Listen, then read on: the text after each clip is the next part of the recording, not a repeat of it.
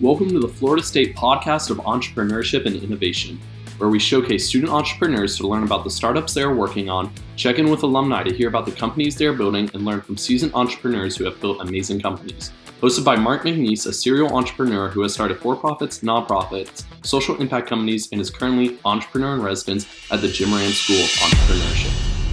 Welcome to the Florida State Podcast of Entrepreneurship and Innovation. I'm Dr. Mark McNees, your host. Today we have the pleasure of sitting down with Adam Kramer, co-founder of Hall Pass and several other companies, and in town from Santa Monica to speak this afternoon with the 7 Under 30 at the Jim Moran College of Entrepreneurship. Welcome, Adam. Hey, welcome. Thank you.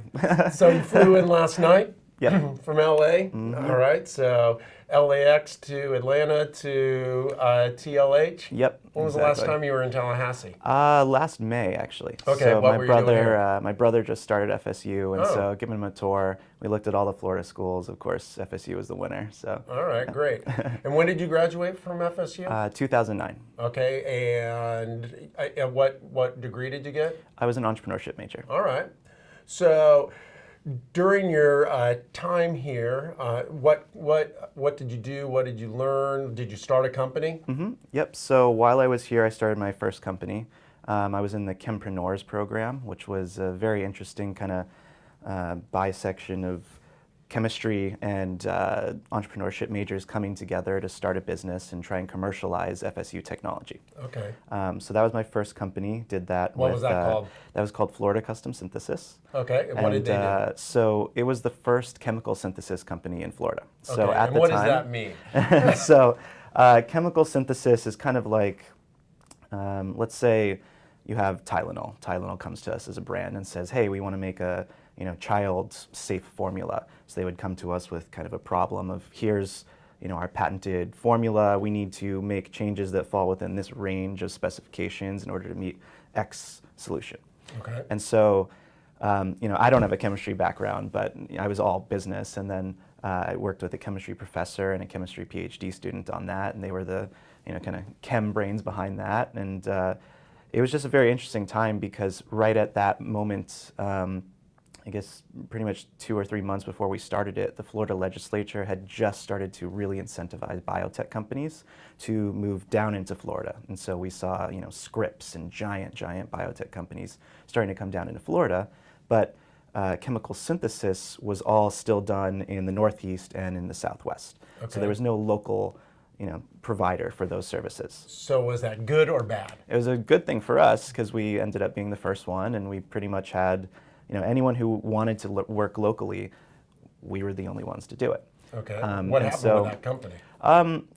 It was a great company. It was really interesting, but honestly, I'll call it creative differences. We just had different kind of visions of what we wanted to take the company and do with it. So my co-founders were really passionate about having one lab where it was the best lab and we had the best stuff only going through that lab, and they wanted to turn down everything that wasn't like the coolest, best projects. And I was looking at it from, the lens of like, okay, well, we can have a lab like that, but let's also do everything else. Like we have this unbelievable opportunity. We're the first ones here. Right. Other people are going to come, but let's capture that market while we can. And so basically, after a couple months, we decided to split the company in two. Mm-hmm. That was my second company, Custom Synthesis Network. And so kind of I ran Custom Synthesis Network, which was kind of essentially a network of labs. We were working with university labs all across Florida, really trying to utilize the specialties that each university lab had. So, different colleges are good at different things, bottom line. And then orders would come in. We would kind of assess them internally in Florida Custom Synthesis. If they wanted it, they had first right of refusal in the lab that we had here. If they didn't, it went out to the network and it would get fulfilled.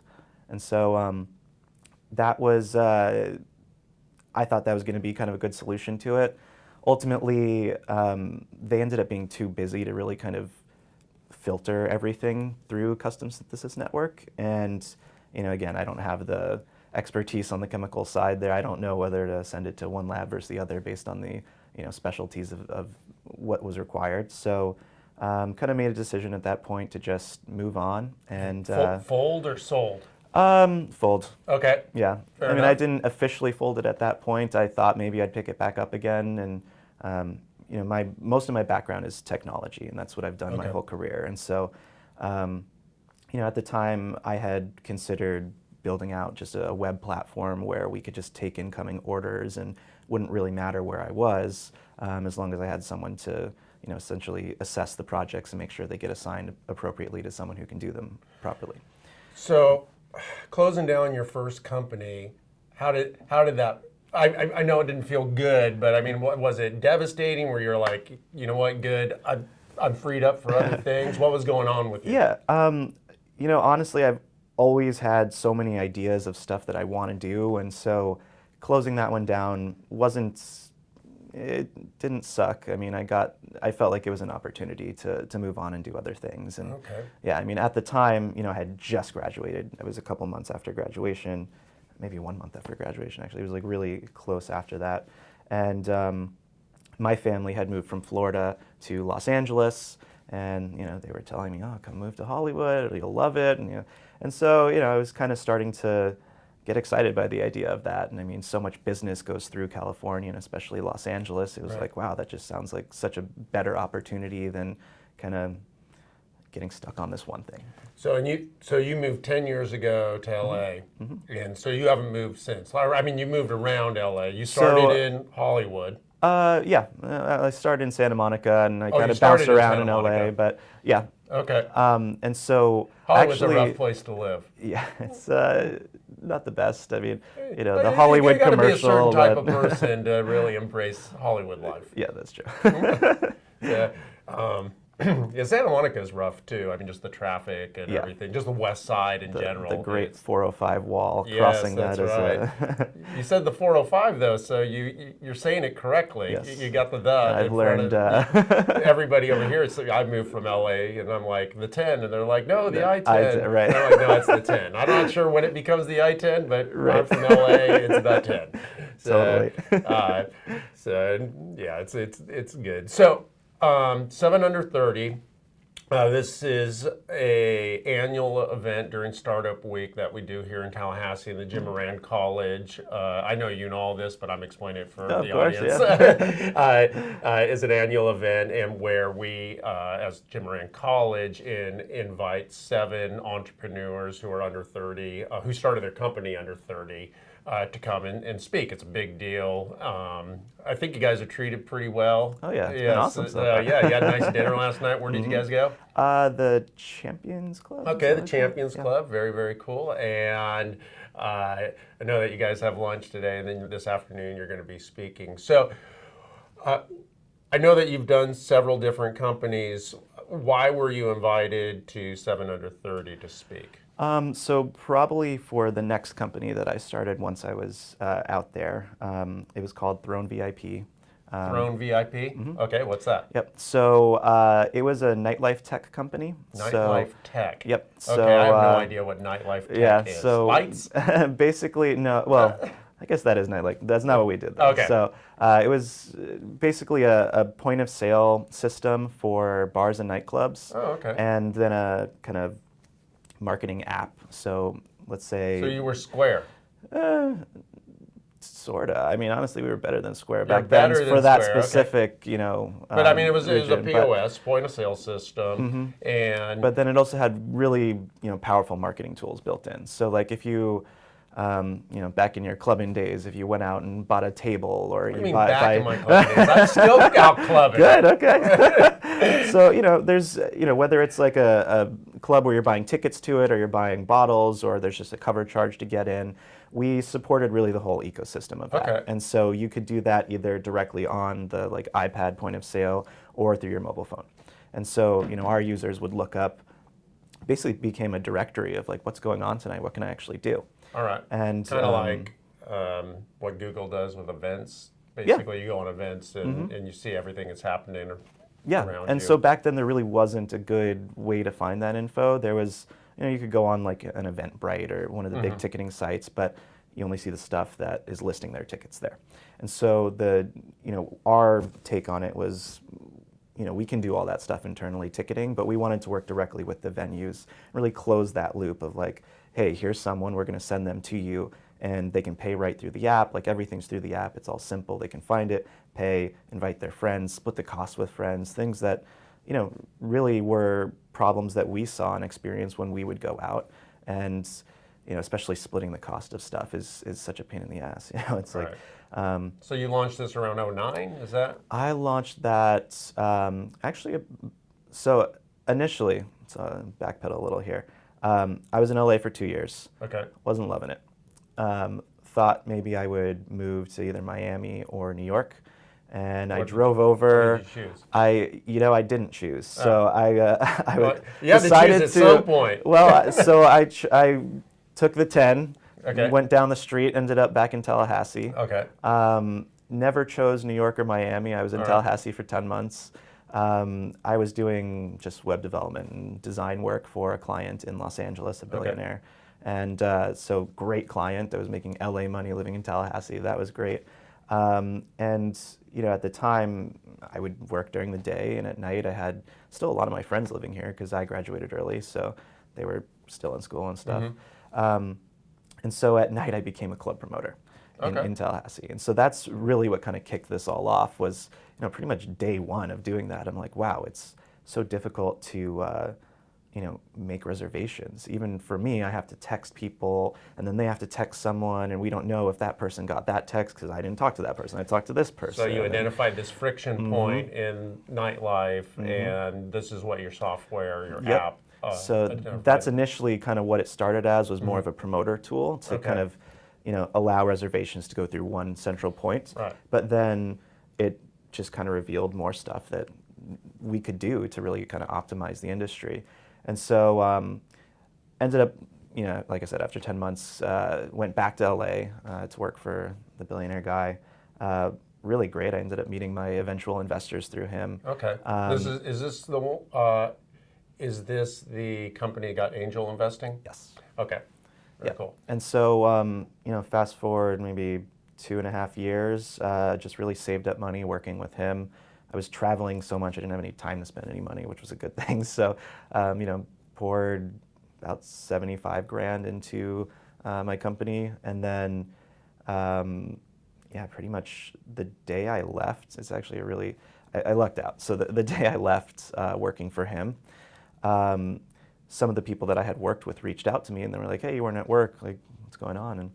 And I told them, I left to work on my company, and they were like, "Oh, do you need funding?" I'm like, "Sure." It worked out really. So let me pause you for a second, because a lot of our audience are not entrepreneurs, and they haven't gone and gotten seed funding or angel funding, and definitely not VC funds. So.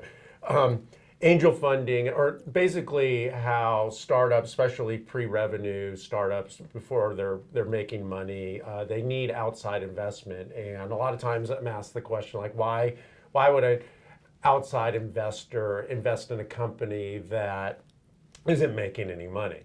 Well, it happens all the time with companies like Uber and Lyft and Amazon and all these kind of big companies. The idea is that there's a big enough TAM, a total addressable market out there, that if you get a significant amount of market share, that you're able to overcome those early losses and actually make a lot of money when it goes IPO or venture, or if there's an ultimate sale. Seed funding is usually a much smaller type of check.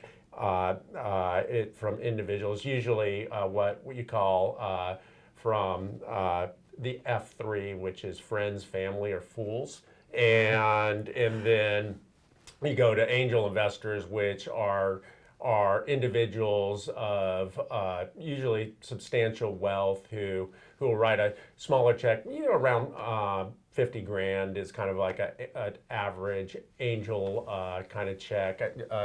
Did you say how much you got? So our first round was 800K. Okay, 800K from an angel, from an individual, or it from was, several. So it was. Were you part of a portfolio, or was it just you? No. So basically, the one person that kind of invested first brought his whole family in on it, and so it was a group of his family members and friends and stuff. Okay. What was the average check size? The first 4 of them were, I think 200 grand each was the first. Okay. Yeah. Great. Yeah, and they can, a lot of times, it can go up to about $1 million. And then people are often confused, and we'll get back to you in a second, but just getting people up to speed here. I love it.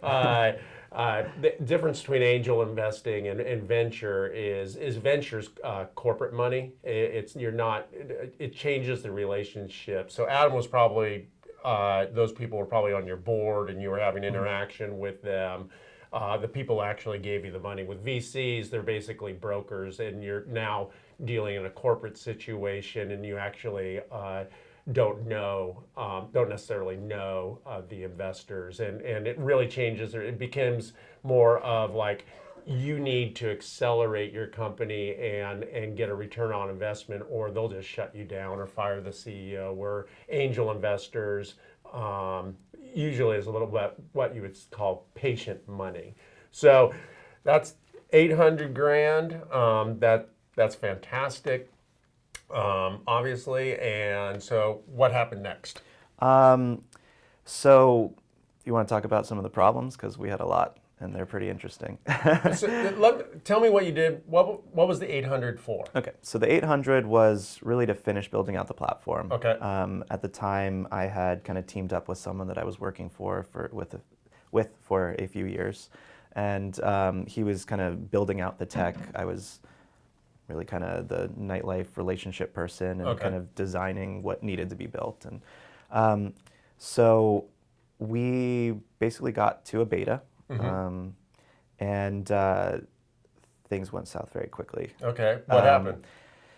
So my co-founder decided that he and his team deserved, more equity, more cash, and we had just hired a whole sales team. We had just, we were basically ready to go out and sell this thing. And how many people on the team at this point?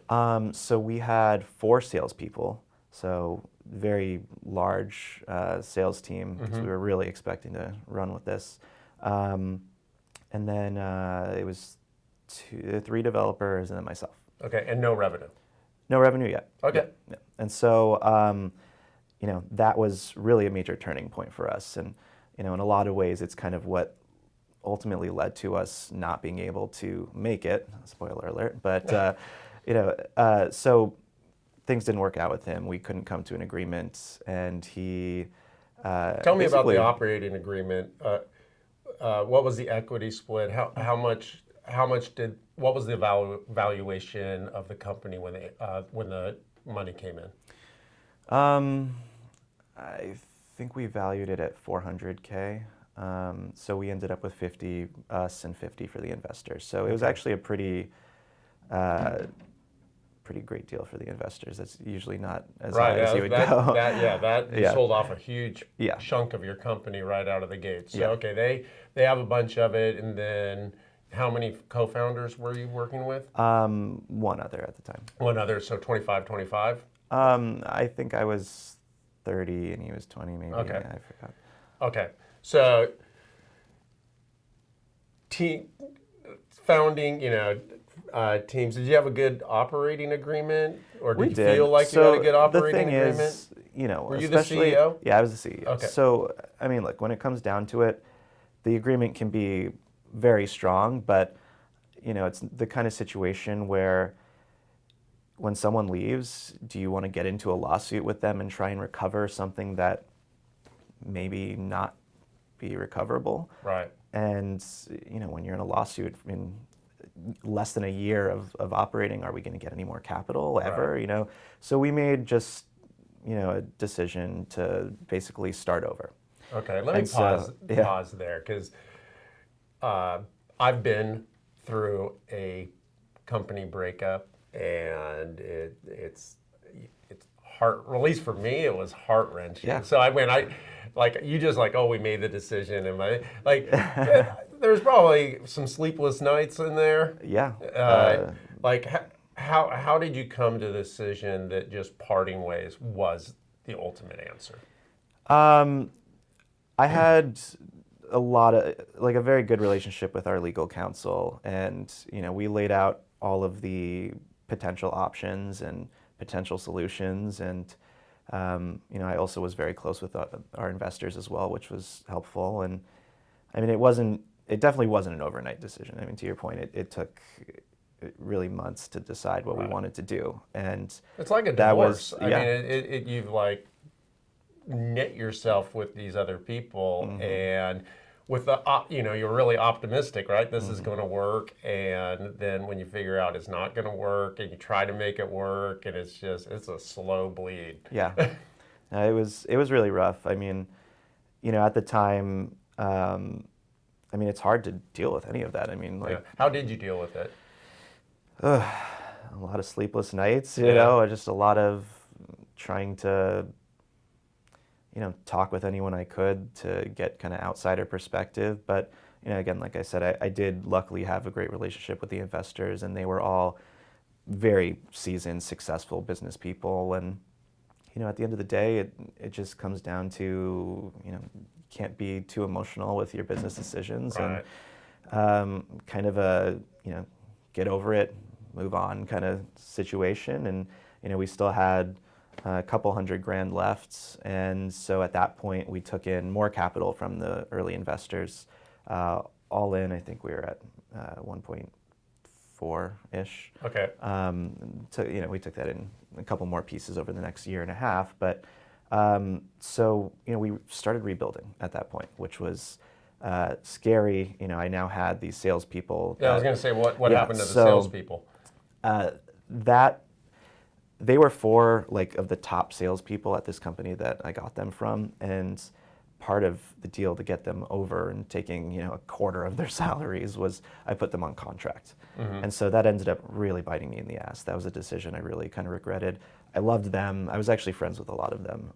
Some of them I grew up with, but so I knew they were capable. I knew they were really great people, but they weren't the right people that we needed at the time in the company when we're rebuilding.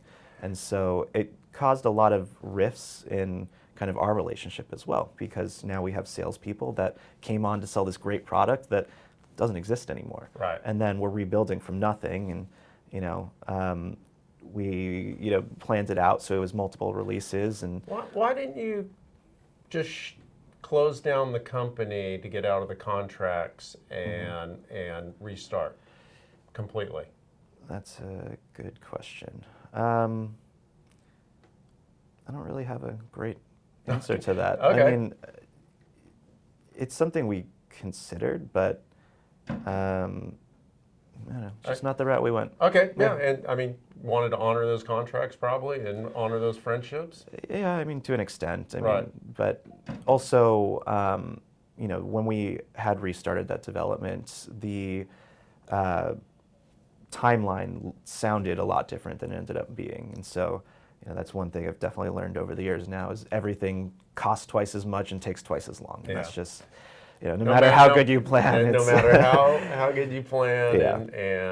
and if it only takes twice as long and twice as much, you're doing you're a doing great okay, job. right? And usually for me, it's like 5 times as much. And I'm a little more optimistic, and 5 times as long if it ever. So, all right. So ultimately, what happened with this company? So we did end up rebuilding the platform. We ended up doing beta launches actually in Tallahassee, which was kind of fun being back here for that. And kind of the goal was we needed to, with the capital we had left, get enough testing done and as much real world experience as we could get to basically show numbers to investors and raise an A round. So that was going to be our VC round. Okay. And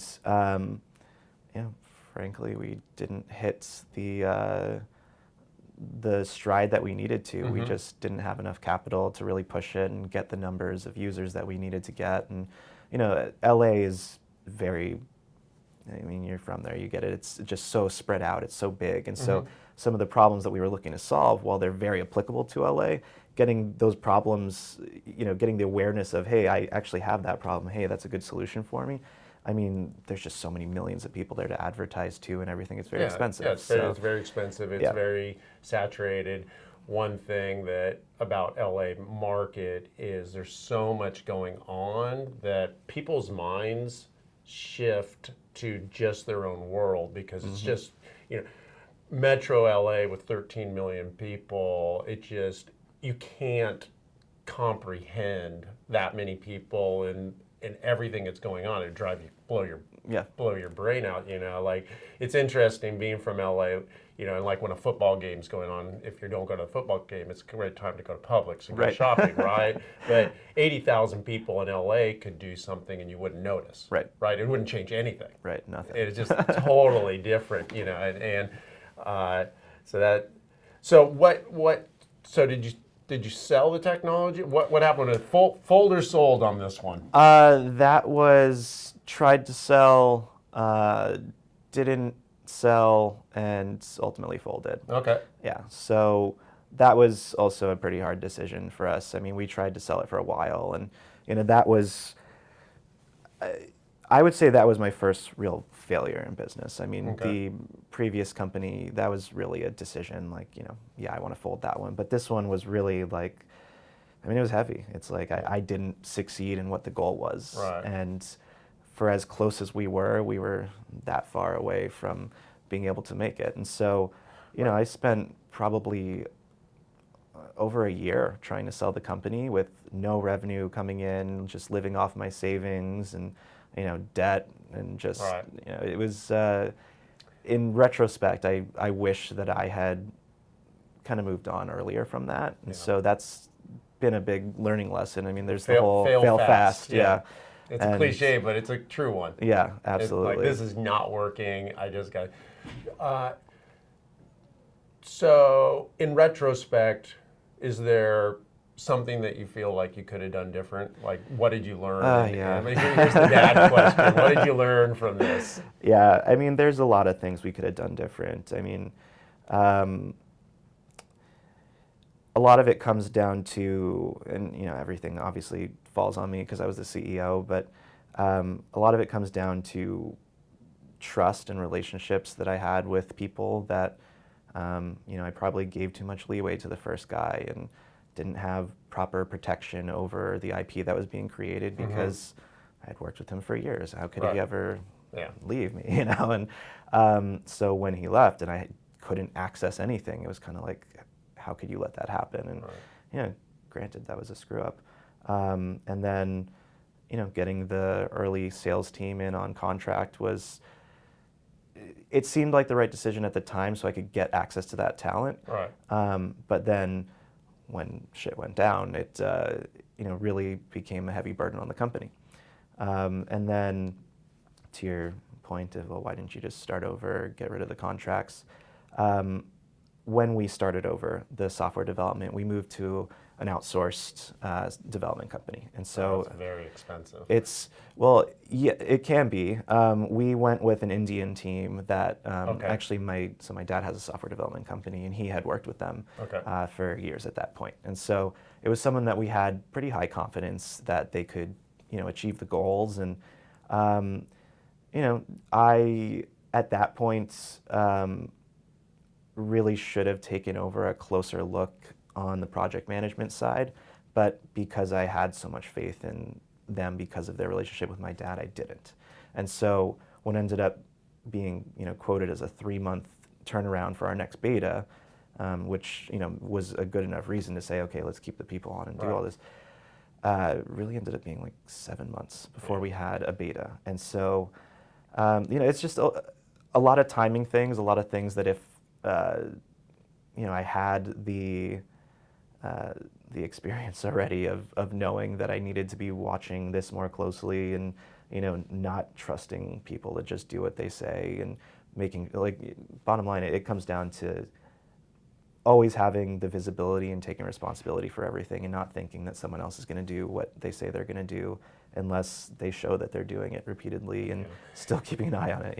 I see this a lot, that young companies coming out, that either they need to attract a seasoned CEO or attract a killer board that's going to mentor the new CEO. I've seen it work really well both ways, but it seems easy, right, to do a startup and know all the moving parts, but you don't know what you don't know. Right. And you need to build those strategic partnerships, and either they're on their board or they're somehow on your team, just like, hey, I've been down here, I've done this, and this is what we got to do. So, all right, so now Hall Pass, that's your Yep. newest venture, right? Yeah. So yeah, tell us about Hall Pass. Yeah, so Hall Pass was initially something that I actually wanted to kind of explore back when I was doing Throne. So basically, and I'll segue into it, but Throne, our members were kind of, anyone could join, get the app, and get access to everything. So it was kind of a mass versus class kind of thing. That was the mass solution. Right. But we, especially in the hospitality industry, there is that kind of VIP tier of people that they're the people that buy tables when they go out. They're the people that, eat at the most expensive restaurants. And, so we wanted to be able to cater to them as well through our system. When Throne didn't work out, took a couple years in between, did some other stuff, but that one piece of really wanting to cater to that kind of VIP class and tier of people really stuck with me. And so about 9 or 10 months ago now, decided to partner up with basically the most influential, successful event and venue promoter in Hollywood, and start up that element of what was going to be Throne, and it's called Hall Pass. And so essentially what we do is we cater to high-end tastemakers in Los Angeles, and we have a card. What do you mean by tastemakers? So people that when they make a decision to do something, other people follow. Okay. And so whether that's like influencers. Well, it could be an influencer. It can be in a social media sense, it could be an influencer. It can be a business person that they have their network of people that trust what they say, like, hey, try this product, it's a great product. Right, but this is more like restaurants and clubs kind of thing. So we cover dining, we cover travel, we cover nightlife, lifestyle, so gyms, anything that you would do for fun. Ultimately, we wanted to build this as like a lifestyle card. So, we're not the first people in this space. There's competition here, but what we have in LA is just such a breadth of connections through James, my partner, and myself from when I was doing Throne, that we really are tied in already with the best places. And so that's really become our goal, is to connect the best people with the best places. And So I read in your company bio you have 300 members already? Yep. So that's some great traction, and these are all VIP level kind of members. You didn't call me to become a member, so I guess I didn't make the cut. Got to move back to LA. Yeah. LA is a great place to live if you make a lot of money. Right, yeah. Like when you said I'm making LA money in Tallahassee, that's a good deal. Oh, yeah. Yeah, that's a really good deal. But making Tallahassee money in LA is not a good deal. I'm just a poor school teacher. So, and I don't know, is this confidential, or can you tell us some names of people who are part of your platform? I can't tell you any names of people, but I can tell you the tell kinds of people. I'm not one of them. So. It's not Mark. But basically, they range from professional athletes to successful entrepreneurs, some that have exited 7, 8 figures. Yeah. Even 9 figures actually on one of them. It almost sounds like NetJets. Yeah. Yeah, so almost NetJets is basically a limousine version of air travel kind of thing. And just very elite, wealthy people are on NetJets. My brother's a pilot for NetJets. Very cool. So it's almost like it's a very niche market, right? Yep. And those type of people, if you do it well for 1 or 2 of them, they talk, right? Right. And is that how basically this has grown? Yeah, and all the growth so far has been word of mouth, which is really great. So are these members, are they paying yet, or are they free? Free memberships? It's a blend. Blend. We certainly seeded a certain amount of cards out there to get the visibility on it, and that really is all we had to do, was get it in a few people's hands, and then the rest wanted it, which Right. is really cool. And even, I mean, again, you said in LA, 80,000 people do something, you don't even blink. Right. It doesn't even make a difference. And so, we're looking to get maybe 5,000 members total in LA, which in the greater scheme of things is nothing, but that's, less than a quarter of 1%. But those types of people are exactly the kind of people that when we mobilize them and get them to a venue, whether it's in a group or just through the access that we give them with the card, those people are always increasing that value per seat in a restaurant or just the spend in general in another kind of venue or for any kind of service. So that's essentially what we say to the partners is, look, give us a perk. So it's a perk supported platform. So basically, like you get a free round of champagne when you go out, or a free drink, or skip the line, or discounts of sorts. And so the way we kind of work out those perks, and they're better perks than on any other platform, is because the level of our members is higher than on any other platform. Right. And so so far it's going really great. I mean, right now we're actually talking about raising another round of funding, or the first round of funding actually. Yeah, I was going to ask you, like, where did the money come from to start it up? So bootstrapped it. It was all my partner and I just putting in the time and money, and luckily, technology has changed a lot from when I tried to, had to spend $1 million to build Throne, and it's just so much more efficient now. I actually was able to build all of it myself so far, which we'll call it free. I mean, obviously it's my time, but it didn't cost us anything. Yeah, and how's your relationship with the previous investors? Friendly. I mean, you lose they're not happy about losing the money, of course. Exactly. And one day I hope I can really pay them back. But we're on good terms. Okay, good. Yeah. So when do you think that you're going to be out looking for some angels? So we're already talking to a few. Okay. Basically, luckily the business model here is very efficient, and so we don't need a whole lot of capital in order to kind of. What do you think you need to raise? We're only raising $50K for this. Okay. So yeah, pretty small, relatively small What are you amounts. valuing the company at? $950K. So we're doing 5% for the. All right. Yeah. And so basically we're getting that value out of the software and everything that we've built, and then. The members and the data we have, I mean, the data is huge. Data is super valuable. We have a ton of it, and we have it for really valuable people. Right, so, exactly. Not that we sell that data per se, but the way that we can utilize that data to connect with these people and, really utilize that to create extra value out of these people when they go to a place. And when they interact with the venue does get that data as well, so they can see, like, at that moment, like, oh, Mark likes this kind of whiskey, or prefers this kind of fish, or likes that table in the back. So nice. There's a lot of their service level as well, right? Yeah, absolutely. Okay. So really everyone's benefiting from it. It's kind of one of those cool things where it's like no one's really losing out, which is awesome. That's something that's a really cool factor of this company. That, I mean, I guess we always hope that you can sell it that way, but I mean, in this case, there's really no downsides, which is really cool. Everyone is so happy to be a member, to have our members coming to them, to have the membership revenues coming into us. It's just a really cool. Is this your only thing, or are you working as well to help support it? So I've kind of always had a web development and design firm that, I spin it up as much as I need to support whatever else I'm doing. I gotcha. And the last year, I really spent the majority of my time building Hall Pass. And so, tell me about the name. Why Hall Pass? Well, a couple of reasons. So when you think of a Hall Pass, kind of your ticket to having a good time, essentially, we'll call it. Okay. That's kind of. I don't think technically that's what Hall Passes are for, but okay. So you get it. I mean, I get essentially it. it was that kind of thing. But then I also made my own Hall Passes in high school. Oh yeah.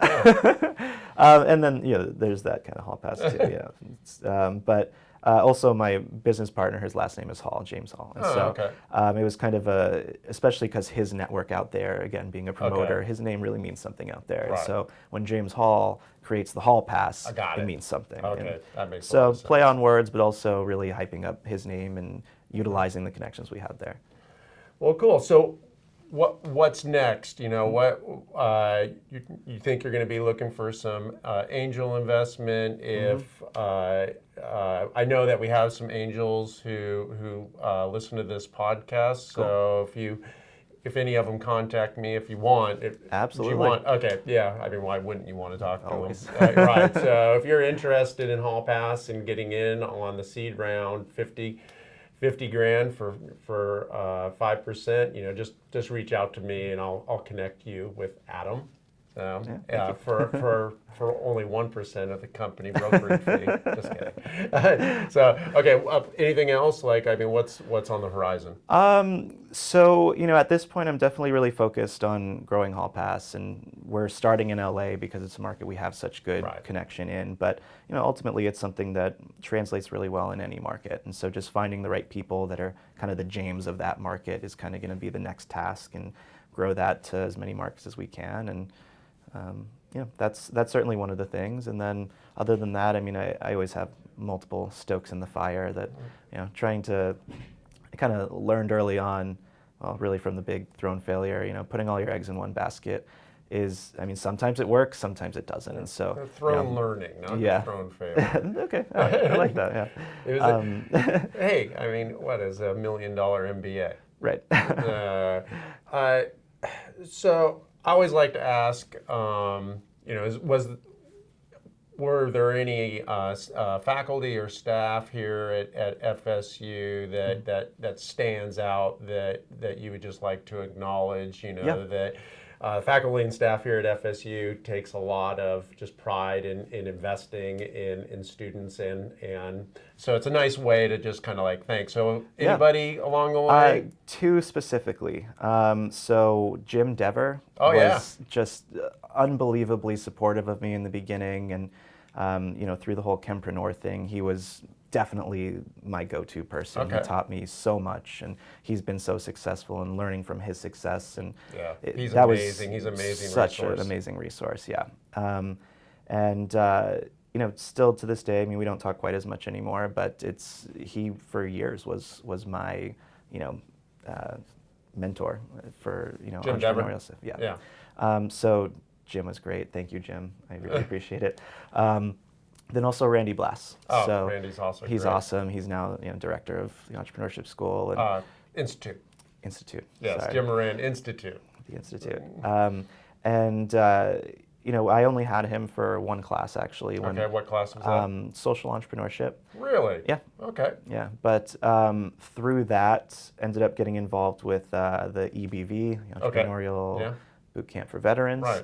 And that was just such a cool experience, getting to use what we had learned in school and, you know, what we had learned from our mentors, and really help people that had real business problems start a business, you know, take that learning and give our feedback. Like, just being able to give feedback and help someone grow something, that I really, really loved that. And that opportunity was just, I mean, it's really changed kind of how I look at business ever since then. Yeah, that is a great program. I got to be involved in that as well, and just working with the vets and helping their dreams come alive is super cool. Oh yeah, it felt great, and I mean, it was just such a great learning experience too. I loved it. Well, great. Well, I really appreciate you getting up really early, you know, flying in from LA last night and 3-hour time change, and sitting down. And I'm looking forward to listening to you speak at 7 under 30 this evening. When you fly home?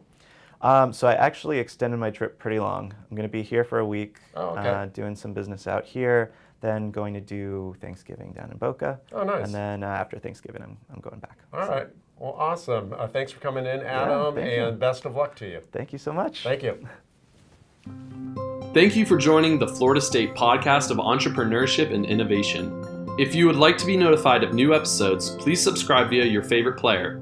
Also, if you like the podcast, please take the time to share it on social media, give it a 5-star rating, and review it on iTunes, Stitcher, Spotify, YouTube, or wherever else you enjoy your podcasts. This will help us get the word out to other entrepreneurs that the FSU Entrepreneurship Podcast has been launched.